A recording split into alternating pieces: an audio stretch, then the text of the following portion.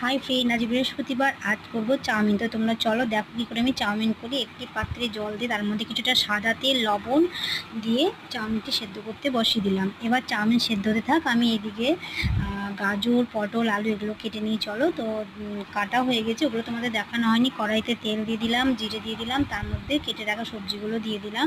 তো সবজিগুলো ভাজতে থাকলাম, ভাজা প্রায় আধ ভাজা হয়ে গেল। তার মধ্যে চাউমিনটা সেদ্ধ হয়ে গেছে, নামিয়ে নিয়ে ঠান্ডা জল দিয়ে তাকে পাশে রেখে দেওয়া হলো। তারপরে চাউমিন দিয়ে দেওয়া হলো সবজির মধ্যে। তো আজকে আমি এতে পেঁয়াজ দিইনি, পেঁয়াজ দিব কিছুটা, খানিকটা তুলে রাখবো, কারণ আমার শাশুড়ি আজকে বৃহস্পতিবার খায় না, নিরামিষ খায়। তো দেখো শেষে আমি পেঁয়াজ আর ডিম ভেজে দিয়ে দিয়েছি আমার ছেলের জন্য। তো দেখো তোমরা কেমন হয়েছে, খেতে টেস্টি হয়েছিল, কিন্তু কোনো মশলাপাতি দেওয়া ছিল না, শুধু পেঁয়াজ আর তোমার ডিম ছিল আর সবজি ছিল। তো এই দেখো আমাদের বাড়ির ছোট্ট সদস্য কী বলছে, ও বলছে খুব ভালো নাকি হয়েছে খেতে।